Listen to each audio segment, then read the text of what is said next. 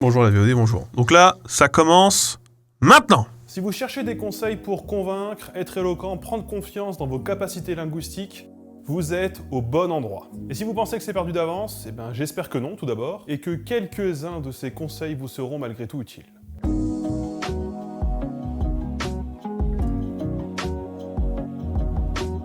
Quand j'étais jeune, j'étais plutôt pas très éloquent. En fait, je crois qu'on peut complètement dire que j'étais sociophobe, ou pour le dire simplement, timide extrême. Niveau capital social, niveau classement... Ça, vous connaissez, hein. Moi, je suis plutôt... Quand je La chaîne de Best of. lycée, je suis septière, quoi. Je suis moyen moins. Par exemple, j'allais pas faire mes courses tout seul, parce que j'y arrivais pas, j'avais peur des gens. Je prenais pas le bus parce que j'avais peur des gens. J'avais peur des gens, en fait. J'avais peur Sans du la vidéo, monde. oui, on L'un peut des monter. souvenirs les plus marquants de ma jeunesse, c'est quand j'ai dû me présenter devant ma classe de CP. On venait d'emménager au village, et je connaissais personne. Du coup, je m'étais dissimulé derrière une grosse écharpe pour pas qu'on m'entende, et ça avait en gros donné ça. Je m'appelle Romain.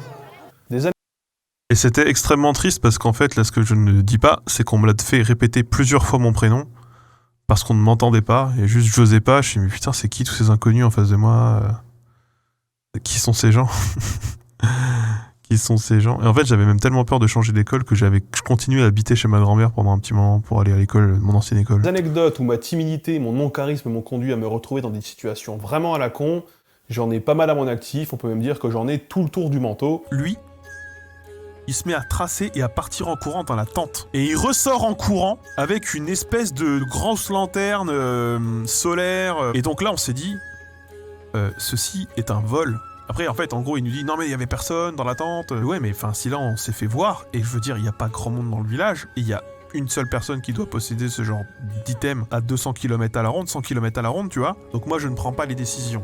Je me contente de dire, franchement, on devrait pas trop faire ça, et puis en fait, on le fait quand même. C'est ça ma position sociale à l'époque. Hein. Mais ça, c'est pas le sujet. Parce qu'aujourd'hui, mes proches me considèrent comme quelqu'un de plutôt éloquent, convaincant, quelqu'un qui a de la discussion. Je crois que sur Among Us, par exemple, j'arrive à me sortir de situations où même si je suis On verra ce l'imposteur soir. débusqué, je retourne les gens et me démerde pour qu'un innocent soit jeté dans l'espace à ma place. D'ailleurs, Mintos, t'étais dans Electricol, mais t'étais pas en train de remettre l'électricité, que je sache. Parce que j'ai vu qu'il y avait plusieurs d'accord, personnes en train de le faire, j'ai vu que tous les voyants Ouais. étaient verts. Après j'ai Mais fait du coup, faire la tâche effectivement, avec les petits ronds sur la effectivement. droite. La tâche avec les petits ronds sur la droite, là, les trois petits ronds. Et j'ai pas, voilà. Parce qu'après, on s'est arraché avec Antoine, et effectivement, Après, t'es resté je complètement regardais statique, et en fait, la Et porte était surtout, t'es fermée. resté statique au milieu de la pièce, hein, pas devant une pièce Ouais. ou quoi que ce soit en fait. Hein. C'était ça qui était bizarre, je trouvais. Ouais, j'avoue. Ouais, mais Je sais pas. Moi, Je sais pas, Bon, j'en mets une sur montée, on verra pas. j'en mets une aussi. Oh là là, mais ça skip pas du tout. Oui, ça fait de la pub sur la chaîne secondaire, bah, évidemment. Mais c'est vrai. Que En vrai, c'est la vérité. Faites-moi Il y a croire. que deux qu'on skip, moi j'ai skip. Hein. Et je crois que j'ai compris que j'avais un certain pouvoir de persuasion auprès de mes amis en 2012.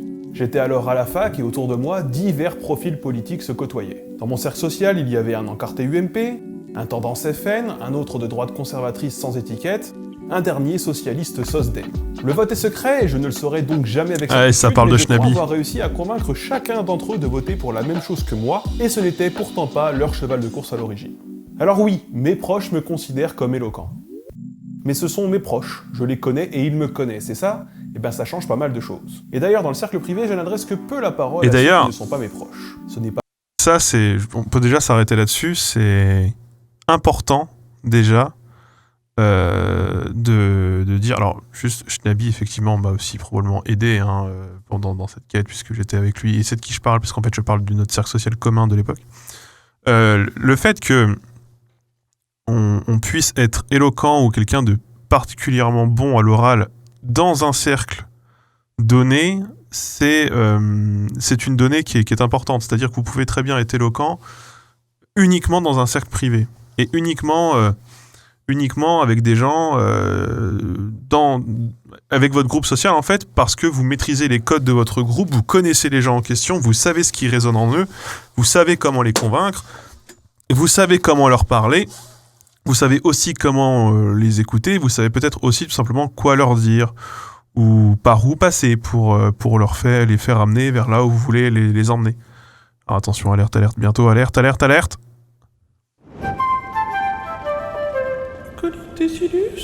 Merci Lantigers pour le premier mois. Merci à toi. Tu redeviens le 200e sub de la chaîne. vous connaissez la cible. Et en fait, ça fait la diff. Il y a des gens qui sont particulièrement bons pour parler à des gens qui ne connaissent pas, et d'autres particulièrement bons pour parler à des gens qui le connaissent déjà. Donc, quand les gens autour de vous pensent ou quand les gens disent, que vous êtes éloquent, c'est peut-être tout simplement que vous êtes éloquent dans un cercle donné. Ce n'est pas une vérité en tant que telle, quoi. Pas par suffisance ni par dédain, hein. C'est tout simplement que je suis toujours quelqu'un de méfiant et d'anxieux, et ça n'a pas beaucoup changé de ce point de vue-là. Je trouve Et d'ailleurs justement, là, effectivement, où le contraste se fait me concernant parlant, c'est que on dit de moi, par exemple, que à première vue, je suis quelqu'un de un peu côté porte de prison, ne sourit pas, ne parle pas particulièrement, n'est pas avenant. Alors on se fait l'idée de quelqu'un d'éloquent, de quelqu'un qui directement est quelqu'un de chaleureux, qui t'as envie de parler avec lui, t'as envie de l'écouter. Et en fait, c'est pas forcément vrai. Et merci Justin, merci. Et j'ai appris que tu as cheaté, et c'est vraiment mal. Vraiment, il paraît que tu chutais sur les QCM. Hein. Pas bravo. Hein. que j'ai souvent raison de l'être, mais ça c'est peut-être de l'aveuglement ou du biais de confirmation. Et il y a face ça à très l'inconnu, intéressant aussi. J'ai quand même pas mal Très évolué, important. puisque ma vie comporte un autre pan auquel je ne me destinais pas. La personnalité publique, qui conduit à s'adresser à des inconnus. En convention, en face à face par exemple, ou en conférence où effectivement je n'emmène pas toujours très large. Contrairement à mes débuts sur YouTube, aujourd'hui, je crois que je m'en sors pas trop mal. Et alors, on fera un moment sur YouTube, des moments où je regarderai des vieilles conférences qui ont été captées. Où vraiment rien ne va. Et je m'en veux rétrospectivement à ces gens, je m'excuse de vous avoir fait subir ma personne à l'époque. Je n'étais pas à la hauteur. C'est important de le dire. Et ce qui est important aussi de dire, c'est que l'exercice de parler devant des gens, moi, évidemment, faut savoir que je disais à mes parents que je voulais faire prof. Mais en fait, dans ma tête, je me disais, jamais je pourrais être prof, il faut que je parle devant une classe. C'est trop intimidant. Et je me suis retrouvé à parler devant des centaines de personnes, un peu malgré moi, quoi. Parce que YouTube m'a apporté ça. YouTube, quand je me suis lancé sur YouTube, je me dis pas, je vais devoir parler en vrai à des vrais gens, et ensuite ils viendront me voir et me diront, oui, ça, ceci, oui, non, ça. C'est sûr que là, je m'y attendais pas du tout, et c'est sûr que, effectivement, même si on est très anxieux et qu'on part de loin, comme ça a été le cas, comme ça a été mon cas, et si jamais vous suivez les anecdotes du mardi, vous le savez bien à quel point je suis parti vraiment de loin sur le côté assurance et confiance en soi, etc. Il se trouve qu'effectivement, YouTube, plus t'as une grosse communauté sur YouTube, et plus c'est un boost gratos, un boost un peu gratos de confiance en soi, un peu cheaté, quoi. Un peu cheaté. Et ça aide évidemment à avoir l'assurance et à se dire, c'est bon, j'en ai rien à foutre, YOLO, même si j'ai toujours du stress avant une conférence, parce que j'ai envie que ça se passe bien, et j'ai envie que ça soit bien fait, mais pourtant dans la vie de tous les jours, par contre, c'est sûr que du coup, j'en ai plus grand chose à foutre de ce que les gens que je ne connais pas pensent de moi, en fait. J'en ai vraiment rien à cirer, mais ça c'est parce que YouTube m'a apporté cette dose d'assurance, en fait. Faut dire que c'était vraiment catastrophique, et je m'excuse à mes publics d'antan pour cela. Enfin, vous l'aurez compris, parler à des proches ou un public, ce n'est pas la même chose. Parler à des gens qui sont d'accord avec vous, ou qui au contraire sont en total désaccord, ce n'est pas la même chose non plus. Et oui, c'est selon que vous essayez de convaincre des gens qui ont une position qui est vraiment contre la vôtre, ou alors de vous inscrire, ou alors si vous décidez de vous inscrire dans une conversation où tout le monde est sur la même ligne à peu près, mais vous essayez juste de tirer les gens vers la vôtre, pareil, ce sont deux exercices complètement différents, et l'on le voit très bien en politique, ou même dans le milieu militant. Il y a plein de gens qui sont très très bons dans le milieu militant pour parler dans un milieu militant et pour convaincre les autres militants et pour pouvoir les galvaniser et les faire aller sur leur ligne. Pour autant, ce sont des gens qui peuvent être très mauvais en débat, voire très rapidement perdus face à des adversaires, en fait. Tout simplement. Bien parler et convaincre, c'en est encore une autre. Alors voilà. Dans cette vidéo, Bien parler, je convaincre, vais ce n'est pas tenter de pareil. vous donner quelques conseils pour bien parler, pour peu que cela ait du sens, en tout cas selon les critères que les gens se font de cet art. Ces conseils pourront vous servir en débat, en entretien d'embauche, dans la vie de tous les jours, au bac à l'oral, en conférence éventuellement, et plus généralement, pour vous sentir sûr de vous quand vous vous exprimez, ou encore pour peut-être combattre l'insécurité linguistique qui vous habiterait. Et c'est aussi un des objectifs, prendre confiance dans ses capacités de parler, c'est aussi décomplexer sa Ça ne langue. veut pas dire connaître beaucoup de lexique ni en tartiner vos phrases dès que vous pouvez. Ça ne vous rendra pas stylé, ça vous rendra au mieux chiant et au pire pédant. Parce qu'on ne peut bien parler que si l'on est bien compris, il est important de viser la clarté plutôt que le reste.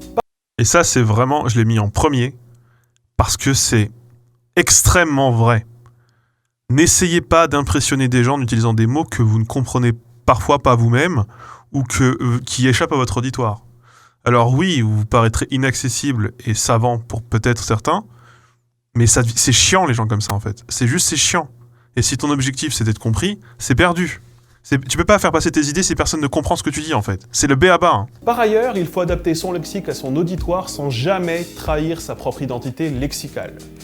Me concernant, et donc c'est très personnel, il me paraît important pour cela de respecter une règle. Ne pas trahir mon origine linguistique et donc ne pas trahir mon origine sociale ni géographique. Ma différence, elle puise dans ces éléments.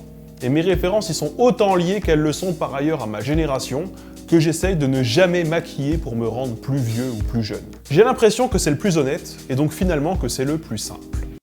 Alors on va y revenir hein, dans ce conseil-là, parce que ce conseil est un peu long.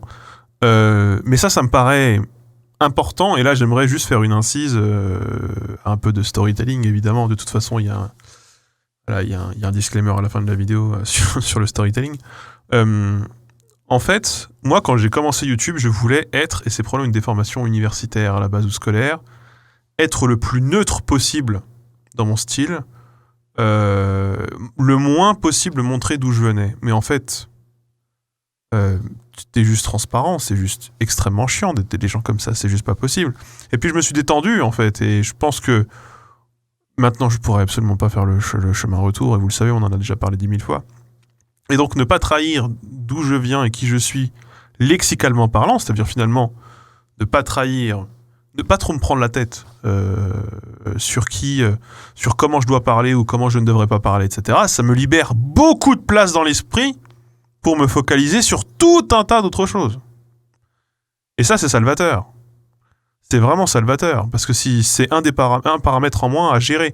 Et assumer son identité lexicale, ça permet aussi d'avoir une identité lexicale, et donc d'être identifié comme tel.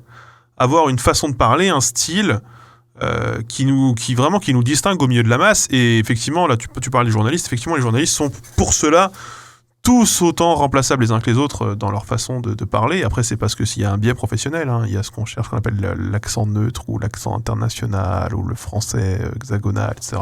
Plein de notions pour définir un espèce de truc. Alors qu'en fait, non, il y a une façon de parler comme journaliste, ça s'apprend. Et c'est pas naturel du tout d'ailleurs. Et on va y revenir, je sais que c'est pas forcément facile, mais il me paraît important de à la fois par honnêteté, en fait c'est une honnêteté qui rend service, j'ai l'impression, qui nous rend service. C'est-à-dire quand on s'assume lexicalement, quand on assume son identité, son héritage, ses origines, sa région, son âge, etc. Déjà, on se sent mieux soi-même, en tout cas c'est mon cas pour moi, on se sent mieux soi-même, on se sent plus droit dans ses bottes. Et je pense que quelque part, ça doit se retranscrire, j'imagine, dans le côté peut-être charismatique ou éloquence, ou dans la capacité à convaincre. Je pense que ça aide. Je pense que ça aide, et encore une fois, parce que on le voit linguistiquement parlant, les gens qui sont en insécurité face à leur propre style, ça les pousse à faire, et ça, on va en reparler, des erreurs vis-à-vis de la norme, des hypercorrections, beaucoup. J'avais fait une vidéo sur l'hypercorrection. On va en reparler. Et souvent, c'est révélateur de quelque chose. Moi, j'ai des difficultés en communication, j'ai peu d'habilité sociale, et cette vidéo et des explications complémentaires sont d'une grande aide. J'espère que le reste le sera aussi. Si je suis attaqué là-dessus, sur la forme donc, c'est que cette attaque est forcément personnelle, puisqu'elle touche à mon identité linguistique propre. Je peux donc au choix rappeler que cela ne touche pas au fond de mon propos, et si cela ne suffit pas, je peux dégainer 3 notions de linguistique pour clouer celui qui devient alors un adversaire. Souvent, les gens qui attaquent sur la langue se sentent experts de celle-ci, mais ils commettent eux-mêmes des fautes, d'hypercorrection par exemple. Voilà. Donc en gros, si le fait d'assumer mon identité linguistique à moi, et vous la vôtre, devient un problème, et devient une perche tendue pour qu'on vous attaque, c'est plutôt quelque chose de positif dans le sens où ça va révéler le subterfuge. En fait, c'est extrêmement facile à démonter comme attaque. Si jamais on t'attaque sur ton style ou sur ton lexique, en fait, on t'attaque sur toi-même, sur qui tu es. C'est une attaque ad personam, ad hominem, même là ad grammaticam en l'occurrence. Ce n'est pas une attaque sur le fond. Et ça, on peut le rappeler, et souvent rappeler... Alors, évidemment, ça marche, d'attaquer les gens sur la langue, évidemment. Regardez le spectacle de Norman, il fait plein de blagues sur Ai Nakamura, parce que soi-disant, elle parle mal, et puis tout le public a applaudi, je veux dire. Bien sûr, c'est une des attaques à l'identité les plus courantes et les plus banalisées. Pour autant, suffit d'interroger la question, la personne, avec des procédés rhétoriques qui peuvent être douteux, même parfois, mais si on t'attaque sur tel mot, fait... Est-ce que vous avez quelque chose contre les classes populaires? Puisque la plupart des gens parlent comme ça en réalité, donc vous pensez que tous ces gens valent moins bien que vous? Exemple, typique.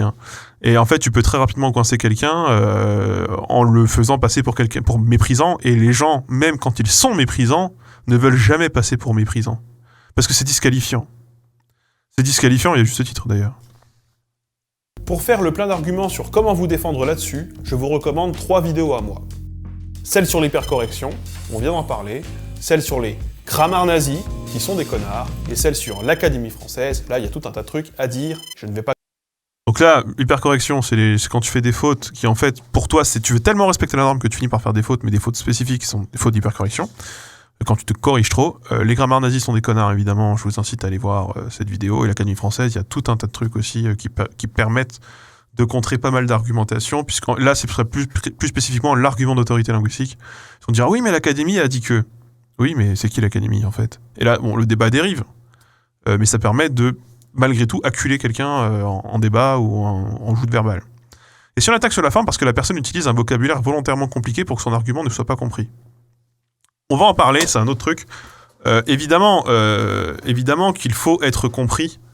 C'est d'ailleurs le début de ce que je dis. Et si quelqu'un parle de manière trop compliquée, trop jargonesque, etc., il faut lui dire. Il faut lui dire, mais ce n'est pas forcément une attaque de disqualification. C'est est-ce qu'il y aurait-il possibilité qu'on parle de manière plus... Enfin, expliquez-vous, en fait. Demandez aux gens qu'ils précisent ce qu'ils disent. Ce n'est pas grave et c'est même plutôt salutaire. Il faut le faire. Si jamais vous ne comprenez pas, il ne faut pas faire semblant de ne pas comprendre. Pas commencer à les pas faire semblant de sinon comprendre. On est encore là demain. Je sais que dans plein de milieux, défendre son accent ou sa différence linguistique, c'est difficile. Et bien sûr, tout le monde n'a pas le luxe de le faire. Plus tu es en situation de précarité linguistique, en quelque sorte, plus tu viens de loin, t'as acquis le français tardivement, c'est pas ta langue maternelle, ou alors t'es sourd de naissance, etc. Évidemment, c'est extrêmement dur dans ces cas-là de défendre ta différence. Mais c'est probablement le moins coûteux. Le moins coûteux, et puis malheureusement c'est aussi ça, c'est que si tout le monde se mettait à l'assumer, demain il y aura même plus de problème, mais ça c'est un problème qui est plus global dans la société. Cette vidéo est full pub pour d'autres vidéos. En fait j'ai envie de te dire, oui, dans le sens où c'est ma chaîne YouTube, maintenant ça fait 5-6 ans qu'elle existe. Évidemment que je vais pas refaire des vidéos sur des sujets que j'ai déjà fait, c'est-à-dire que il y a des vidéos qui sont plus généralistes, à tiroir, et qui renvoient vers des vidéos qui existent déjà. Tout simplement parce que la vidéo sur l'Académie française fait plus 1h30, genre un truc comme ça. Je peux pas juste résumer là en 5 secondes ce que je dis en 1h30. Évidemment, je le sais que trop bien. J'ai moi-même longtemps essayé de foutre la mienne sous le tapis pour me fondre dans la masse. Sauf que voilà, pour moi, je me suis rendu compte qu'il était plus facile d'être indigné et de me défendre, plutôt que de jouer au jeu de celui qui maîtrise au mieux les règles. Car à ce jeu-là, en réalité, il y a toujours plus fort et il n'y a jamais de gagnant. N'ayez pas peur de taper dans le registre vulgaire. J'ai commencé... Alors, avant qu'on enchaîne... Oui, en fait, un truc qui peut être très bien pour démonter quelqu'un qui vraiment joue sur les règles, c'est même quand on n'est pas très bon linguistiquement, c'est mémoriser quelques règles qui sont souvent ignorées ou trahies, même par les gens qui sont les grands défenseurs des règles. C'est le meilleur moyen de... En fait, le pire pour un grammaire nazi ou quelqu'un qui est à cheval sur la norme, c'est d'être lui-même pris en trahison de la norme. C'est parce que dans ce compte-là, en fait, il perd l'atout principal, quoi. Donc ça, c'est évident. Et après, évidemment, quand on se fait attaquer sur sa langue et donc sur son identité, ça indigne. Et l'indignité, c'est un moteur puissant aussi. C'est un moteur puissant pour bien parler. Après, quand on s'emporte, linguistiquement parlant aussi, au niveau du discours, il faut pouvoir se tenir. Mais ça permet de construire quelque chose de différent, un discours de différent. Commencez cette partie avec la phrase suivante. Ça ne vous rendra pas stylé, ça vous rendra au mieux chiant et au pire pédant. Eh ben, je trouve que cette phrase, elle est très percutante. Et elle comporte un mot n'hésitez pas d'être et un autre vulgaire. soutenu, et je pense d'ailleurs que sa force est tirée de ce décalage qui se consolide dans la rime. D'ailleurs, là, j'en parle pas, mais la vidéo sur le Vortex que j'ai fait, qui est Pourquoi Kaamelott ne fait pas rire tout le monde, je crois qu'elle s'appelle comme ça, c'est une vidéo qui... Alors, je pourrais en parler longtemps, parce que Arte avait voulu que je vire des exemples, en tout cas que je les réécrive un peu, parce qu'il y avait trop de vulgaire, mais en fait, justement, le décalage et le fonctionnement même de Kaamelott, ou d'un film comme Les Visiteurs, repose sur le fait que... il y a un décalage de genre. Vous voulez que je remonte encore plus le son ? Je vais le monter à fond, mais ça risque de saturer après. Hein. Là, je pourrais pas le monter plus. Et puis c'est 2 décibels d'écart, hein. Ça peut être beaucoup. Hein. Donc oui, non, n'hésitez pas à utiliser des mots vulgaires. C'est pas sale en fait. Faut arrêter avec ça. C'est pas sale. Bien sûr que ça dépend de à qui tu t'adresses aussi. Mais en l'occurrence, ce n'est pas disqualifiant. Ça ne dit rien du niveau intellectuel des gens en fait. Connaissez vos sujets. La culture générale aide évidemment. Et quand je parle de culture générale, je parle de toutes les cultures possibles. Connaître la bio de Jean Cocteau par cœur ou réciter du Schopenhauer ne vous aidera pas à faire du lien social dans une soirée de prolo, typiquement. Je connais... Et oui, la culture c'est bien, mais il n'y a pas que la culture bourgeoise dans la vie. Hein. Toute culture est utile en fait. La culture, plus elle est étendue, et d'ailleurs sans jugement, plus elle vous permettra de vous connecter avec des personnes différentes et du coup leur parler de choses qui leur parlent. Et donc, plus à même d'être écoutés, plus à même aussi de comprendre ce qu'ils ont à dire, tout simplement. tous les gagnants de la Starac. J'ai une culture télé des années 2000 de ouf. Il y a quelques Noëls, au milieu de la forêt, j'ai pu m'incruster dans une discussion sur les armes de chasse, et je me sens pas perdu quand ça parle usinage, ni quand ça parle de foot, parce que c'est mon histoire personnelle qui veut ça. Et que ce sont des choses que j'ai eues sur mon parcours. Ce sont des savoirs que je suis heureux d'avoir, et je me sens pas sale d'en parler. Ces centres d'intérêt ne sont peut-être plus les miens aujourd'hui, mais ils l'ont été à un moment de ma vie et je n'ai pas honte de mon parcours. En réalité... Le foot, hier chez Airquad, j'ai eu un quiz, et le foot, par exemple, ça m'a beaucoup aidé, effectivement. Ça m'a beaucoup aidé. J'ai plus l'impression d'être chiant quand je parle de linguistique, car la discussion est souvent à sens unique et de fait, elle est souvent moins intéressante. À moins que vous soyez en discours ou en conférence, évitez de monopoliser la parole est probablement un bon conseil d'ailleurs. Moi, les gens qui parlent trop et que de ce qui les intéresse sans calculer les autres, eh ben je ne sais pas vous, je ne les invite pas à manger une blanquette le samedi midi. Et si vous... C'est très important, ça. Il faut... C'est pas parce que vous avez 3 trucs dans votre vie qui vous passionnent qu'il faut en parler à tout le monde et casser les couilles les gens avec ça. Surtout quand ça tend à devenir une discussion à sens unique et monopoliser la parole. Ce n'est... En fait, quand il y a quelqu'un qui monopolise la parole, que ce soit vous ou quelqu'un d'autre, moi je pense que c'est les moments où il faut s'interroger. C'est vraiment les moments où il faut s'interroger. Et je l'ai vécu en soirée il n'y a pas très longtemps, où quelqu'un a vraiment monopolisé la parole pendant longtemps. Et dans ma tête, j'avais envie de mourir. J'étais même très énervé en rentrant chez moi. Et en fait, l'échange est nul dans ce compte-là. La personne peut parler dans sa tête, en fait. Ça revient au même, quoi. Au bout d'un moment, c'est juste inutile. Ça fait perdre du temps à tout le monde. Vraiment, hein. Un de nos gros débats en communication politique, c'est si nos candidats doivent dire ça ou cela. S'ils disent ça, c'est plus naturel. Ils ont peur d'avoir l'air moins éduqués. Ouais, bah écoute. Est-ce que tu penses que reprendre une personne en allant dans son sens, puis de reprendre son message en y inscrivant sa propre pensée aurait pu être un de tes conseils ? Et je vais en parler. Personnellement, ça m'a souvent permis de débloquer une conversation avec quelqu'un, de camper sur ses appuis. Bah c'est un moyen, alors ça c'est un moyen de... C'est un moyen de couper la poire en deux, ça peut être le moyen. Mais ça c'est pour le coup, c'est plus, effectivement... c'est plus... On va en parler, Si vous êtes largué dans une discussion, c'est pas grave. Ne tentez surtout pas de vous la jouer expert, hein, vous passeriez pour des cons. Faites-vous plutôt expliquer, soyez à l'écoute. Ça vous aidera peut-être pour le futur, qui sait. Et puis bien parler, ça passe aussi par bien écouter. Et donc, ça aussi, si jamais il y a une discussion dont le sujet vous échappe, qu'elle vous intéresse ou non à l'origine, il ne faut pas faire semblant de comprendre. Faut pas faire semblant de comprendre. Quasi manipulatoire ce qui vient d'être dit avant. De quoi? De ne pas se la jouer expert? Laquelle partie exactement? Il faut pas se la jouer expert. Si jamais il y a un sujet que tu ne comprends pas et que tu ne maîtrises pas, il faut pas faire genre tu comprends et tu maîtrises. D'ailleurs, en fait, c'est très rapidement des gens qui se sont disqualifiés en discours, en vrai. Le truc de reprendre le message en inscrivant sa pensée. Oui, c'est la méthode de l'homme de paille. Et j'en parle plus loin dans la vidéo, d'ailleurs.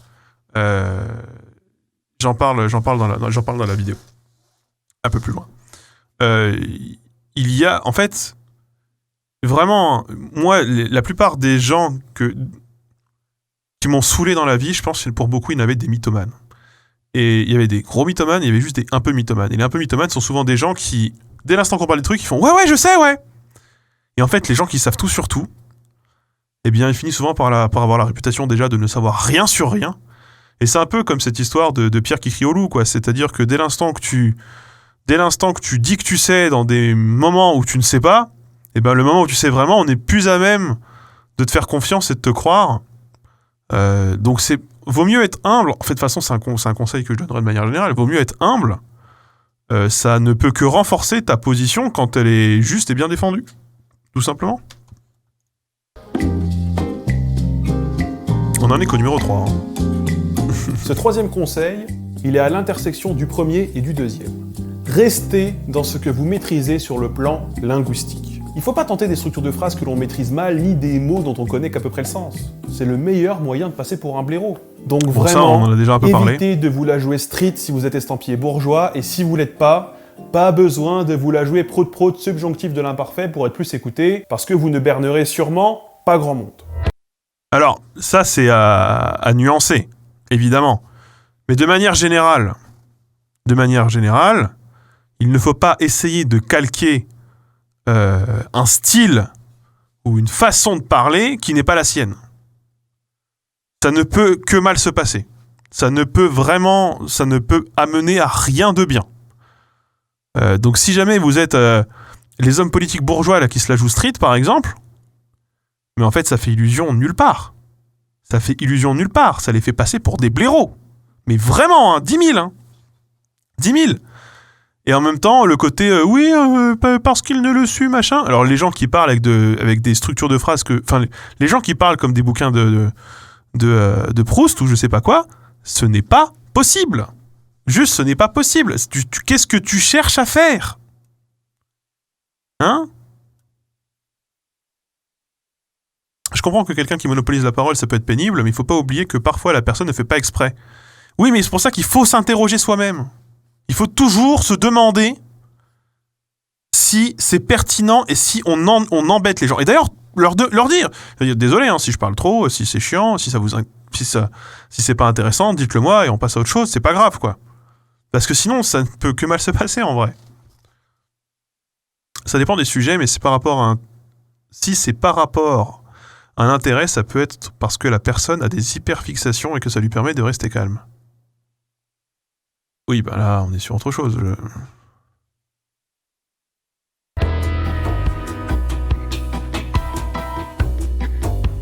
Ce conseil, il s'applique particulièrement en débat, en conférence, devant un public. Vous avez le droit de vous tromper, de bafouiller, de lapsuser et de vous reprendre où vous en étiez. Bien sûr, franchement, si c'était à refaire, je ne reviendrai pas dans ce restaurant puisque ça a été vraiment le feuilleton. J'aurai l'occasion d'en parler aux Français. Marquez. Vraiment, hein, si jamais vous sentez que ça rouille, ça passe pas, allez pas vous stresser, machin. Ouais, juste tranquille, c'est pas grave, ça arrive à tout le monde. Ça arrive à tout le monde, vraiment. J'ai un problème, j'ai toujours du mal à bien synthétiser mes pensées à l'oral et j'ai l'habitude, malgré moi, de faire des phrases à rallonge. Est-ce que tu aurais un conseil, éviter de limiter vers ça? Les phrases à rallonge, c'est pas forcément un problème. Si jamais en fait, il faut pas que le seul truc, c'est qu'il faut pas que tu partes quelque part. Il faut pas que tu partes avec une phrase super longue sans savoir où tu vas. Ça s'est passé par Bruxelles pour aller à Bordeaux, tu vois. C'est vite chiant. Mais en fait, c'est compliqué. C'est compliqué à dire, je ne sais pas, je suis pas dans ta tête, je suis probablement pas le mieux placé à le faire, pour te dire quoi que ce soit de ce côté-là. Une fois en cours de FLE, j'ai fait corriger les erreurs de français de Sarko à des apprenants, c'était très frais. Bah ouais, c'est cool. Oui, si tu viens d'Amsterdam, bon. Non, mais il faut savoir où tu vas. Sinon, faut marquer des pauses, en fait. Faut se reprendre. Et en fait, les autres sont un carburant. Les autres, quand ils parlent, sont un carburant pour soi-même nourrir son discours.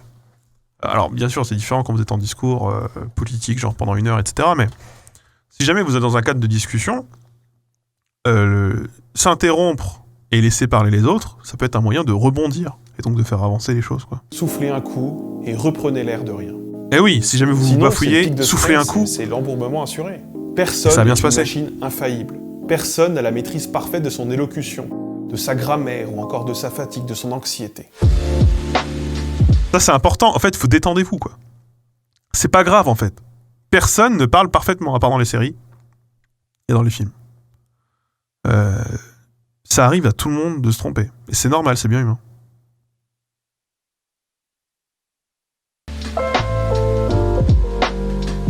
Quand on a la tête qui bouillonne d'arguments, comme c'est le cas actuellement pour ma version passée quand elle écrivait ce script, on a envie de dégueuler nos phrases en rafale pour se sentir satisfait d'avoir tout pu déballer comme ça. Sauf que voilà, les gens n'aiment pas qu'on leur vomisse dessus. Prenez donc votre temps. Ne parlez pas trop vite. Une bonne technique, c'est d'écrire au clavier et de lire dans votre tête chaque mot que vous tapez. Ça vous forcera à avoir une vitesse plus lente que celle de l'oral. Alors, ça, c'est un vrai conseil que je peux vous donner, c'est quand vous écrivez, alors, sauf si jamais vous êtes champion du monde de tapage de clavier, il est plus facile de parler vite que d'écrire vite. Et un bon moyen, ça pour l'avoir beaucoup fait, de se forcer à ralentir l'effusion qui vous arrive dans la tête, l'effusion de mots, vraiment la tempête, la tempête de méninge, c'est de... Alors, éventuellement, quelque part, de noter sur un post-it, ça vous pouvez le faire, les idées directrices. Si jamais vous avez vraiment plusieurs idées, vous avez peur de les perdre, notez-les, tout simplement. Quelque part. C'est pas la graver dans un coin de votre tête, ça va vous obséder, notez-les. Hop, ça vous débarrasse. Et quand vous voulez écrire, quand vous voulez vraiment faire un déroulé argumentaire et que vous pensez aller trop vite, et que vous avez un clavier à disposition, faites-le, écrivez-le au clavier, en fait. Et ça va vous forcer à ralentir, et sur le moment, vous allez voir que vous allez peut-être, du coup, avoir des fulgurances sur comment, en fait, formuler vos phrases et les reconstruire, etc. D'où les streams post-vidéo pour ajouter ce qui n'a pas pu être dit, par exemple. Par contre, bien sûr, ne soyez pas chiant comme la pluie non plus, hein. Les gens qui se confondent en explications là, super lentes et qui n'accouchent jamais de la fin de leurs propos, alors qu'on a compris depuis le début où ils allaient, hein, bah, ils font péter des durites. Parce que prendre son temps, ralentir son débit, ça ne veut pas dire passer par Bruxelles pour aller à Bordeaux. J'ai dit Bruxelles, oh mon Dieu, je vais crever. Globalement, c'est ce que je viens de dire. Il faut pas non plus être super lent. Les gens qui... C'est vraiment texto ce que je dis, hein. Mais les gens où dès l'instant qu'ils commencent à parler, tu sais déjà où ils vont, tu sais où ils vont arriver, mais ils mettent 10 000 péripéties sur le chemin, ça fait partie des choses qui personnellement me rendent le plus taré. Et ma sœur était comme ça, putain. Oui, alors là, du coup, je suis parti, et puis après... Alors ma sœur, elle pour te dire, je suis rentré de l'école, elle te dit, là, je suis parti, machin, puis là, j'ai croisé machin, puis truc, puis là, je suis allé acheter du pain, il y avait machin, il y avait ci, blablabla. C'est pour dire, et du coup, je suis rentré. Et en fait, il s'est rien passé. Et juste, de voler 5 minutes de ton temps pour un truc qui se résume en 2 phrases, ça file la flemme. Ça file la flemme. Et des fois, t'as envie de prendre les gens, t'as envie de les secouer pour que justement, ça sorte plus vite. Vas-y, sors! Dis tout! Allez! Donc, le détail, il faut... Ben, après, il y a la question de détail, il y a la question du débit et il y a la question des fioritures. Hein. Mais juste, si jamais, vous-même, vous sentez que les gens savent où vous les emmenez, allez à l'essentiel. Allez à l'essentiel. Voilà. La perception de l'éloquence diffère selon les langues et les cultures. Oh bah oui, c'est très contextuel du milieu dans lequel vous êtes. Je sais que par exemple en Finlande, le silence a une place qui est bien plus importante et bien plus... qui n'a pas la même valeur et qui n'a pas la même connotation. Alors après, par contre, ça peut avoir un effet. C'est-à-dire, dans le cadre d'un storytelling, donner des détails par-ci, par-là, qui sont potentiellement inutiles, permet de construire dans la tête des autres le récit. Mais il faut que ça s'inscrive dans une finalité. Mais c'est vrai que ça permet aussi d'animer un récit. Ça permet de le rendre vivant. Mais il faut que ce soit bien dosé, quoi. Évidemment, il faut que ce soit extrêmement dosé. Je fais ça souvent, on me dit régulièrement d'abréger, ce qui n'est pas super agréable, mais c'est parce que je me remémore ce que je raconte au fur et à mesure. Par contre, si je prépare ce que je raconte, c'est pas pareil. Mais dans ce cas-là, il faut hiérarchiser. C'est d'abord tu finis ton propos, et ensuite et d'ailleurs, et si jamais c'est pertinent, tu le rajoutes. Il faut peut-être plutôt le voir comme ça.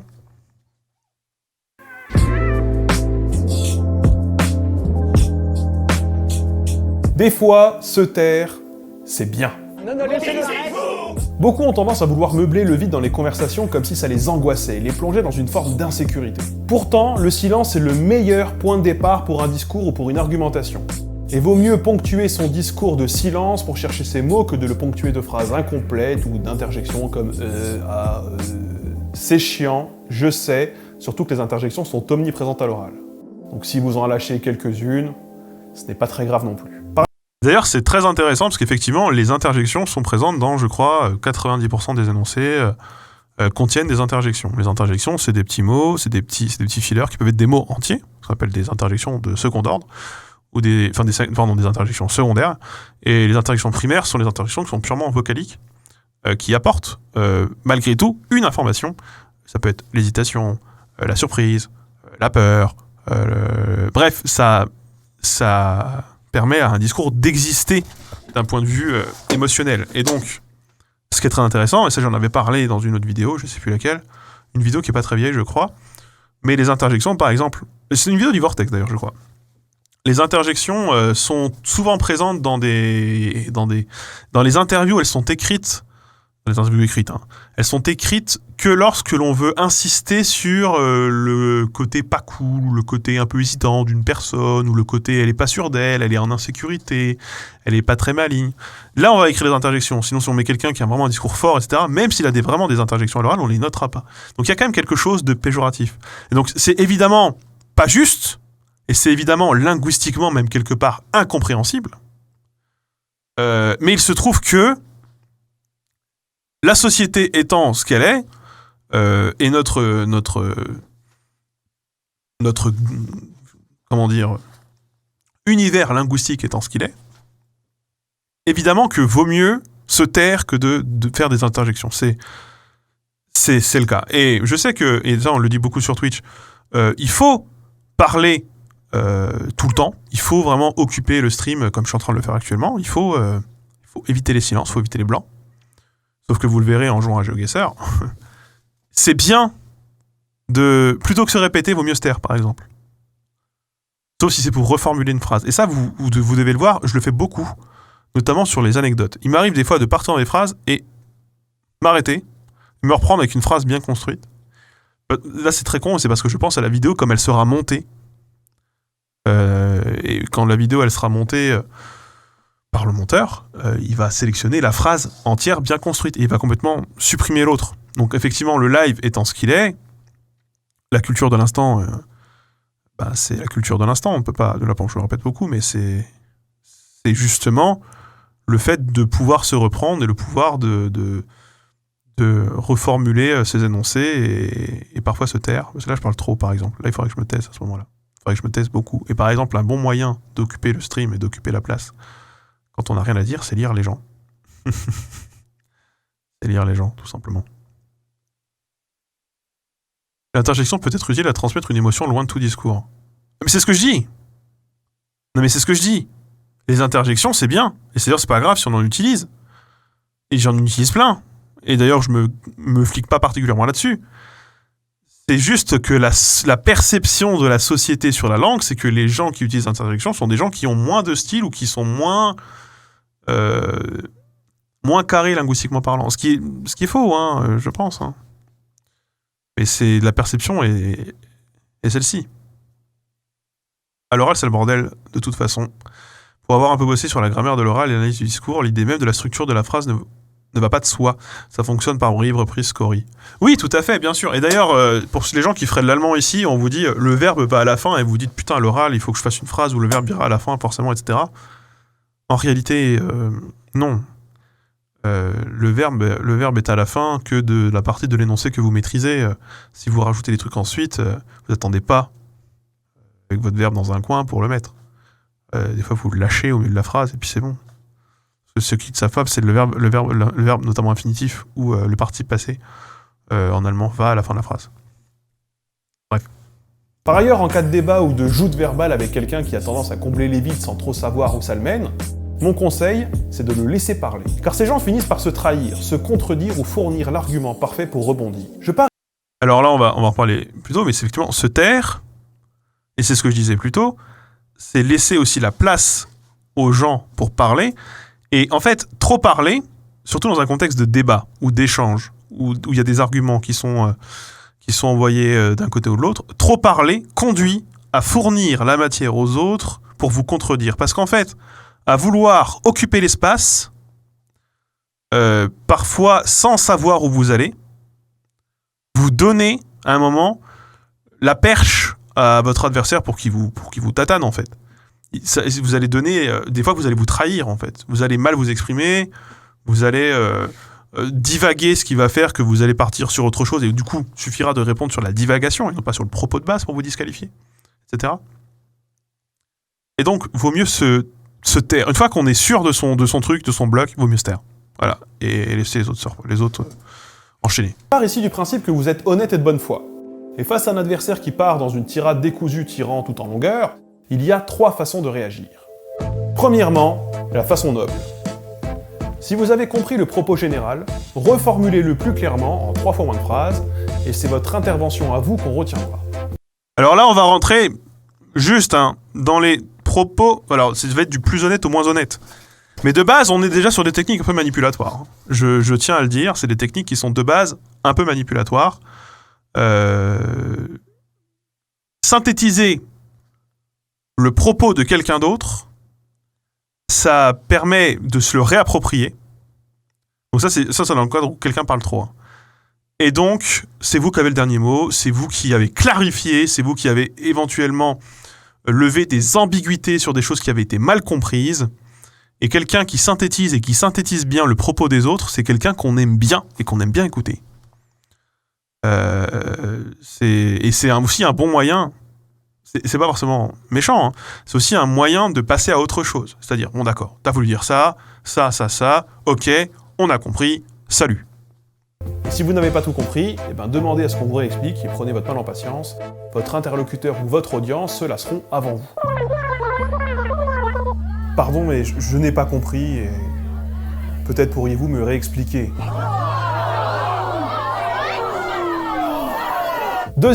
Ça, c'est la technique un peu de chien, mais ça peut le faire. Hein. C'est si quelqu'un vraiment parle beaucoup, et on comprend rien, vous attendez et vous lui demandez de réexpliquer. Et vous lui demandez de dire, vraiment vous dites, j'ai pas compris, désolé, est-ce qu'il y a la vérité ? C'est-à-dire, c'est la façon honnête, c'est la vérité vraie. Je n'ai pas compris, peux-tu réexpliquer parce que j'aimerais comprendre. Mais ça, c'est une torture absolue. Quand il y a déjà eu une longue tirade et que personne n'a rien bité, t'as pas envie qu'il y ait la deuxième tirade de suite derrière. Et souvent les autres perdent patience et du coup décrochent du discours de la personne qui est en train de discurser, de parler, ou alors la personne qui est en train de parler finit par elle-même décrocher. Donc à la fin, le sentiment de lassitude peut vous profiter. Voilà. Mais c'est pas... bon, c'est honnête, stricto sensu, hein, c'est honnête, mais pas forcément très noble. Deuxièmement, la façon sournoise. Vous synthétisez, selon ce que vous avez compris, le propos de votre adversaire et répondez non pas à ses arguments, mais à ceux que vous brandissez. Ça, on a déjà parlé à vous. Tout à l'heure. Cette méthode, c'est celle de l'homme de paille, c'est l'une des plus courantes, notamment en politique. permet de répondre à des phrases qui n'ont jamais été prononcées. C'est trompeur, c'est sournois, mais quand c'est bien maîtrisé, ça passe comme une lettre à la poste. Les politiques adorent, le public en raffole. Après, faut pas y aller avec ses gros sabots non plus. D'accord, bon. Si j'ai bien compris, vous dites que je suis un ours polaire, finalement. Or, ce n'est pas le cas. Donc moi, ce que j'ai envie de vous suggérer, là, actuellement, c'est qu'on passe directement à autre chose, on va pas s'attarder là-dessus, peut-être une chose sur laquelle vous seriez compétent. Ça, c'est gratuit. Hein. En gros, donc ça, c'est pour revenir sur le propos de tout à l'heure. Quand quelqu'un parle beaucoup et se met à divaguer, répondre sur la divagation pour se réapproprier le débat et le gagner, c'est ce qu'on appelle l'homme de paille, la méthode de l'homme de paille. En gros, admettons... qu'est-ce que je pourrais vous faire comme truc ? Il y a des débats, vraiment, il y en a beaucoup... ou alors le faux dilemme, ça marche aussi bien. Vraiment, c'est ça le principe. Hein. C'est-à-dire, quelqu'un va prendre un sujet, je sais pas, genre l'écologie. Voilà. Quelqu'un prend l'écologie, et il fait blablabla, blablabla, blablabla, et c'est pour ça que c'est cool d'être vegan. Dans l'argumentation en question, c'est un exemple. Vegan est un exemple, vegan n'est pas une finalité. Et là, il suffit de dire, mais attends, du coup, t'es pour interdire aux gens de manger de la viande ? Enfin, je veux dire, t'es qui ? Parce que c'est le quotidien de beaucoup de gens. Enfin, je veux dire, c'est ça pour toi la vision de l'écologie ? Hein ? C'est pas comme ça qu'on va sauver la planète, en fait. Enfin, je veux dire, il faut... Enfin, bref, tu peux partir dans un truc comme ça. En gros, tu réponds sur le véganisme et tu réponds plus du tout sur l'écologie.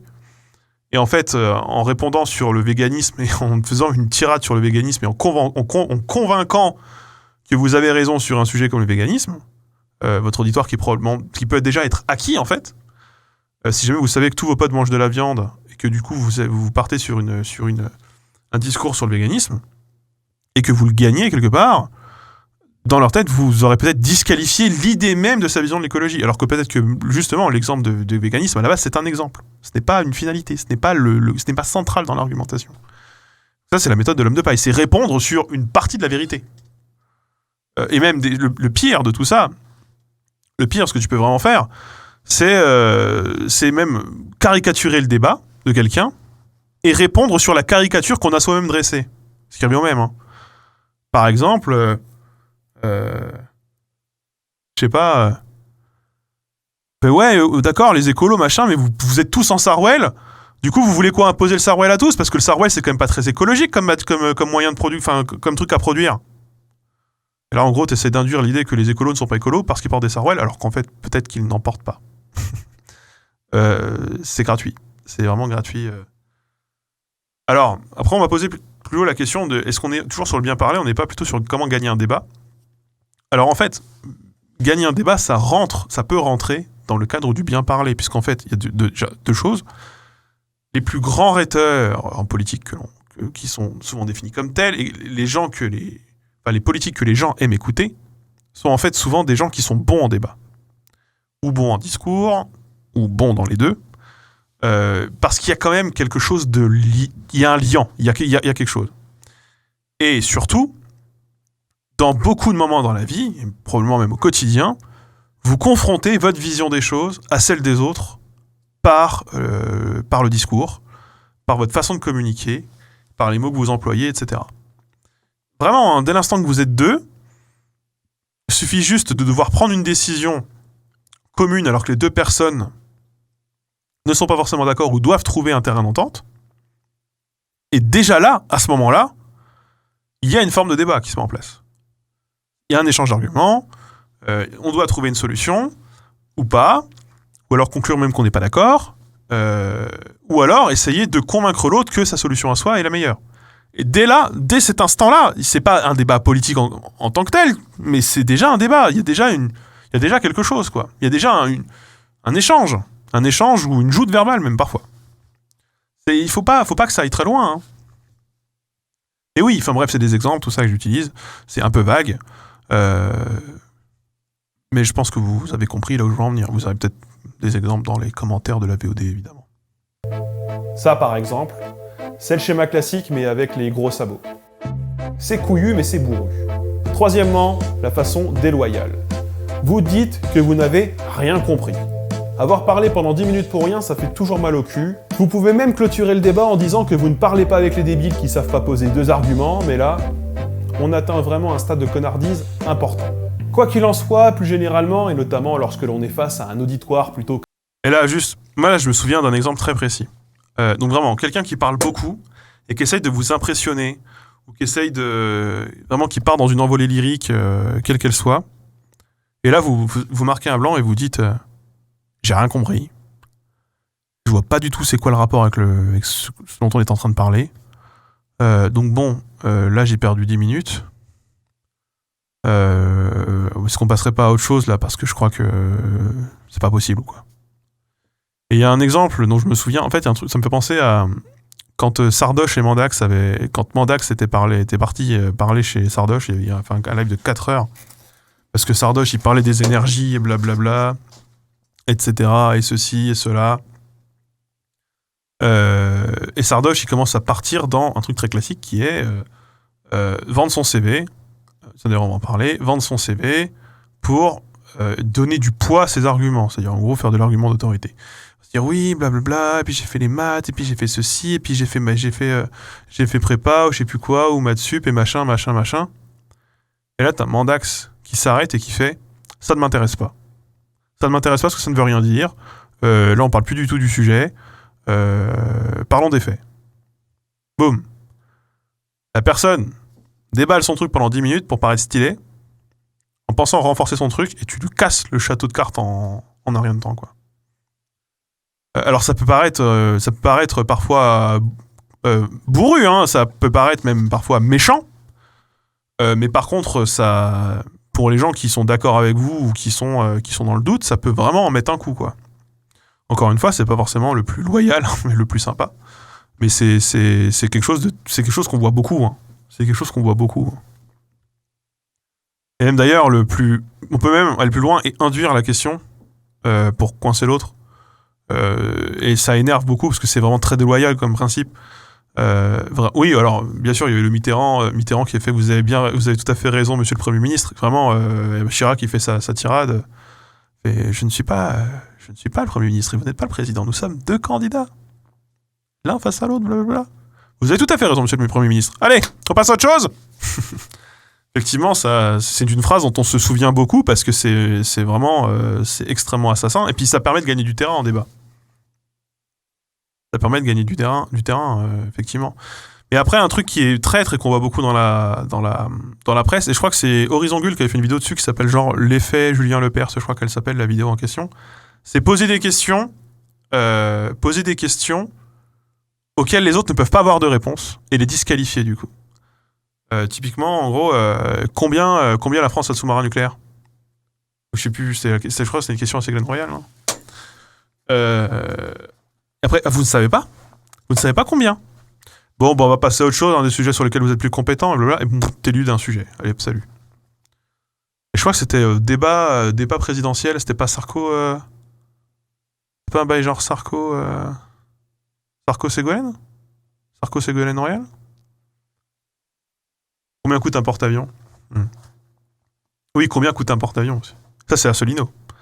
Il s'était énervé. C'est là où il fait penser printemps, mes amis, etc. Ça vient de là. C'est parce que ça l'énerve, en fait. Mais ça l'énerve à juste titre. Ça l'énerve à juste titre. Parce qu'en fait, on n'est pas des calculettes, on n'a pas tous les chiffres. C'est comme si je vous fais... c'est quoi le PIB de la région PACA si on retire le café ? J'en sais rien. Tu peux pas savoir. Sauf que ne pas savoir les chiffres, ça te fait passer pour un incompétent assez facilement. Et donc c'est gratos. C'est vraiment gratos. C'est une façon assez gratos. Donc il faut réussir à passer entre. Un opposant. Prendre son temps en posant des silences, c'est prendre le temps d'anticiper la suite de notre discours tout en occupant l'espace. Car une salle qui reste silencieuse pour vous, c'est une salle qui est suspendue à vos lèvres. C'est un bon moyen de gérer l'intensité aussi, de permettre une gradation dans la vitesse ou dans la voix. Pour être un tueur dans l'exercice, apprenez quelques adjectifs ou quelques transitions. Se lancer dans une énumération d'adjectifs qui augmente en intensité, ponctuée de silence, c'est un moyen efficace de se donner le temps de penser à la suite.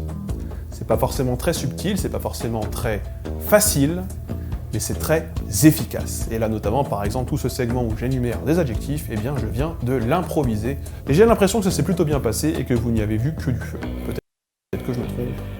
Ça, je ne le saurai jamais. Et ça, c'est vrai. Alors ça, je le fais beaucoup le mardi.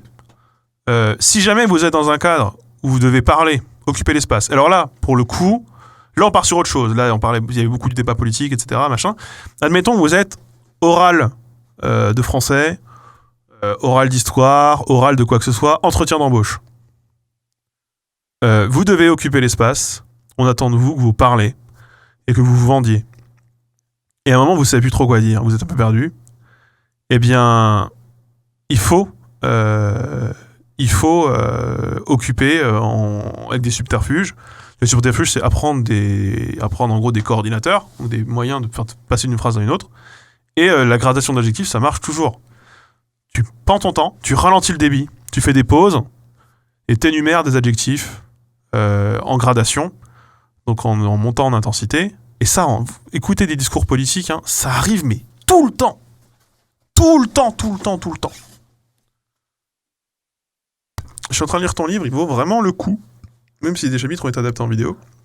Par contre, je me demandais pour le prochain bouquin, est-ce qu'il sera possible de le commander autre part que sur Amazon ? Oui. Oui, puisqu'il sera édité par une vraie maison d'édition. Qu'en est-il du poids qu'on peut avoir dans un débat quand on met délibérément au jour la méthode fallacieuse qu'on utilise son opposant ? Genre, bien utiliser l'homme de paille ? Mais si, alors ça dépend. Si la personne ne sait même pas qu'elle l'utilise, là, dans ce cas-là, tu tombes dans le j'utilise un jargon de sceptique ou zététicien ou je sais pas quoi. Et donc, ça, je suis pas sûr que ça aide.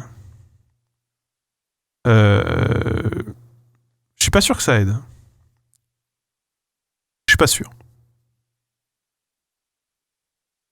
Parce qu'il faut, en fait, si jamais tu utilises des termes ou des façons de t'exprimer qui ne correspondent pas à ce qui pourrait être compris par les autres, tu te retrouves dans le cas de figure qu'on avait dit tout à l'heure et ça aide pas. Ça aide pas. Bref, c'est-à-dire, il faut que tu expliques toi-même ce que c'est que l'homme de paille, et blablabla, et blablabla. Alors ça peut, faut avoir le temps et ça dépend du contexte, ça dépend avec qui, ça dépend comment, quoi. C'est toujours le problème.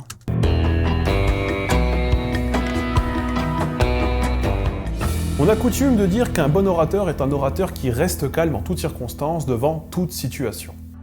Pour moi, c'est une idée reçue assez forte et assez fausse. L'appel au calme est certes un moyen pas cher de disqualifier son adversaire en débat ou en discussion, comme pour se mettre au-dessus de la mêlée. Il y a des sujets ou des propos qui méritent une indignation ou un énervement. Et ça, c'est très important.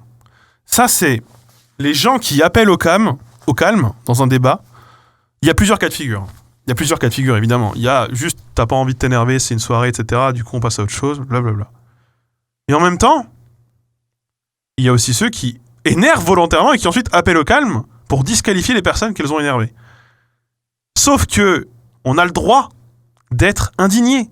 On a le droit d'être énervé. On a le droit qu'un sujet particulier, on le voit tous les jours dans l'actualité, ça nous habite et donc ça nous transporte et ça nous énerve. Auquel cas, évidemment, il faut expliquer pourquoi, je pense que c'est l'idée, et essayer peut-être de faire signifier que l'autre ne pourra jamais comprendre.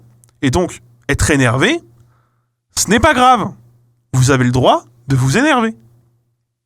C'est peut-être pas beau à voir, mais si vous maîtrisez un minimum votre énervement et votre indignation, ça peut être un très bon moteur, et je pense qu'il ne faut pas essayer de bouillonner Enfin, je sais pas, le truc, c'est qu'il y a ce truc qui est que le calme, ça facilite vraiment la vie au statu quo et à ceux qui profitent du calme, en fait. Dans un débat politique, en société, et ça, c'est pour le coup beaucoup en société, si jamais il y a un homme politique et des gens qui sont énervés en face, ou alors un patron et ses salariés qui sont énervés, etc., l'appel au calme, en fait, c'est juste parce que c'est un moyen aussi d'endormir les gens. C'est-à-dire, non, moi je ne discute pas avec les gens qui sont énervés, sauf qu'en fait, le moment où ils sont indignés ou sont à bout, c'est souvent signifiant de quelque chose, d'une situation. Quand tu te fais carotte au boulot et tu vas voir ton patron, bien sûr que t'es énervé. Peut-être même que ça lui fait peur. Alors évidemment, lui, il appelle au calme, mais en fait, qu'on soit clair, être énervé dans un débat, et ça c'est aussi dans Among Us, on va peut-être voir ce soir, c'est un moyen d'obtenir gain de cause et d'instaurer un rapport de force ou de combler un rapport de force qui est déjà défavorable et essayer de de le contrebalancer. Et donc, vous avez le droit, tout à fait, de gueuler sur des gens si vous trouvez que c'est approprié, que vous avez tout essayé et que rien ne marche, et que c'est votre ultime recours. Bien sûr qu'il ne faut pas s'en priver. En gros, hein, l'idée, hein.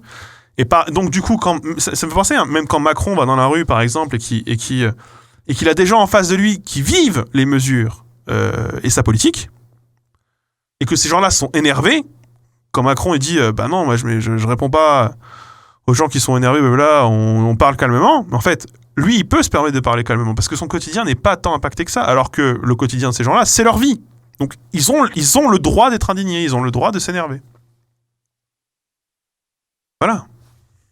En gros, c'est en gros ce que ça veut dire tout ça. En France, une plaidoirie classique, elle est d'ailleurs basée sur le modèle romain. Présenter le discours puis les arguments, susciter une émotion puis une réaction. Et les émotions, c'est très important dans un débat. Ça fait beaucoup, hein. Nous sommes humains. Nos émotions sont un moteur puissant. Parfois, l'adhésion à votre propos passe par la compassion, la compréhension, l'empathie. Alors bien sûr que les faits sont importants et même primordiaux. C'est même pour ça que vous devrez les rappeler sans cesse, mais ça, on va y revenir.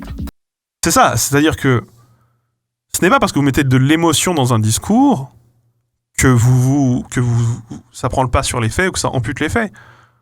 D'ailleurs, la plupart des gens qui s'indignent d'une situation, à la base, ils s'indignent des faits. C'est ça à la base. Et donc ces faits-là, il faut les rappeler. Tout le temps, en permanence. Tout le temps les rappeler. Pour autant, si le fait anecdotique n'est pas un argument, il peut permettre de comprendre pourquoi un sujet vous habite autant, pourquoi telle problématique vous tient à cœur. Vous avez alors le droit de crier, d'être triste, de sangloter, d'être indigné. Parce que, mais oui, bien sûr, votre parti... Mais qui allait celle-là? Qu'est-ce que le RPR, l'UDF, le PS et le PC. Ce que je veux, c'est que vous... Et des fois, c'est galvanisant. Vous alliez le faire gagner. Là, dans son cas-là, c'est galvanisant. C'est notre projet. Vive la République. Vive la France.